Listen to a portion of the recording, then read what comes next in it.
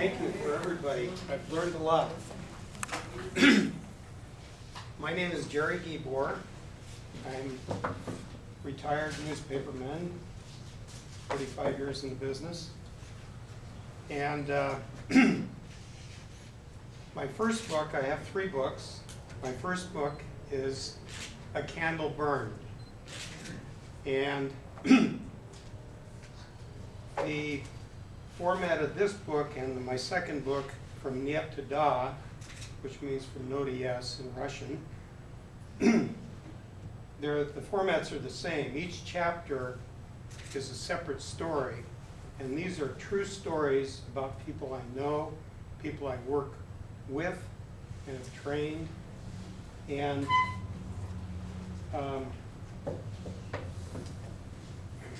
in 1992, I went to Russia for the first time. Had no interest whatsoever in anything Soviet. And in grammar school, you would hear about this secretariat and the Duma, and none of it made sense. But when I went there for the first time as a tourist, I wanted to go back. And I knew if I went back, I had to go back as a missionary. I'd never been on a mission trip in my life. And in 1994 and 95, I lived in Russia for a year and helped train public school teachers to teach Christian morals and ethics in their public schoolrooms. So it's very unreal for us to hear that. So that's the people I met in my first book. In my second book, From Nyet to Da, each chapter begins with a picture of the story of the person in that chapter. And these are all public school teachers who are now doing what we did to train them. They're presenting their seminars to their colleagues. And I will go back in March to do another seminar, and so that's what I do now. My third book, I think maybe you mentioned it, Why Do We Write, or what motivates us? And I think maybe what motivates us to write is something inside is haunting us, and we have to write it. This is a fiction book, and it's part fiction, part biography, part fantasy. It's about a 10-year-old boy in 1951 who wants to pitch for the New York Yankees. And it's a novella. It's about 25,000 words. It's in 2 parts.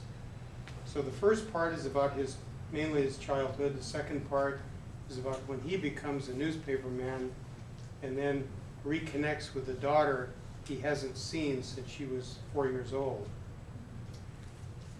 I use a pseudonym, Homer Wallop. And Homer, baseball, Wallop, you know. A little whimsical, but there's some serious things in here. And when I started to write, maybe some of you authors have an outline. Maybe you know where the story's going. I can't work from an outline. I just write. And I had no idea what the ending was going to be. This was not going to be a Christian book. As it turns out, there are 2 very strong Christian testimonies in it. And so, if I could,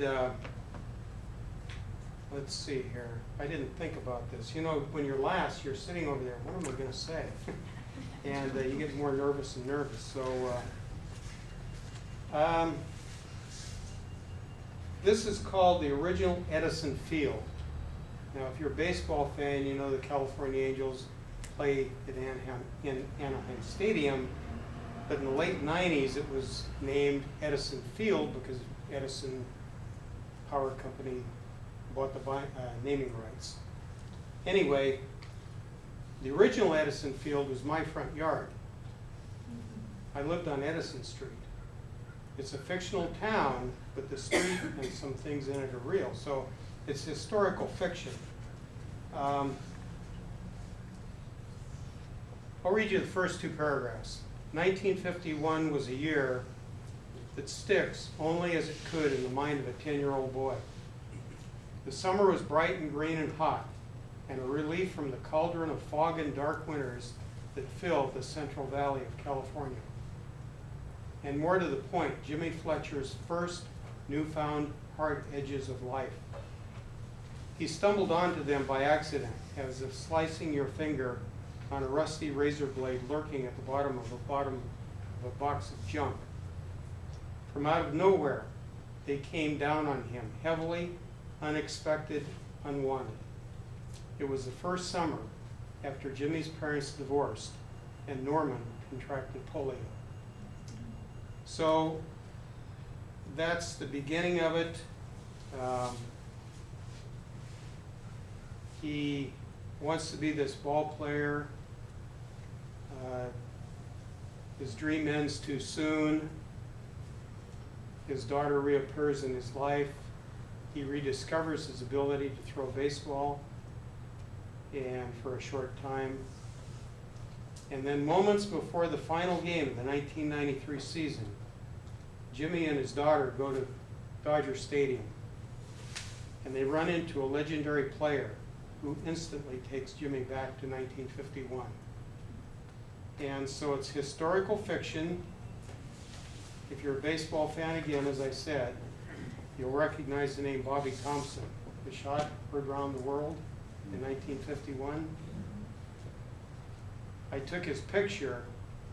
He was standing talking to a front office official from the San Francisco Giants. He stopped and interrupted his conversation, talked to me. Where are you from? I said, Fresno. He said, I was stationed at Lemoore in World War II. So he had a connection, and that's the only picture in the book, other than the cover. And if you see any resemblance, it might be me. And other than that, it sounds like the 1970s have been kind of a theme throughout this. I just turned 72 12 days ago. So it's a magic number today almost. So take a look at my books and appreciate your attention. Thank you.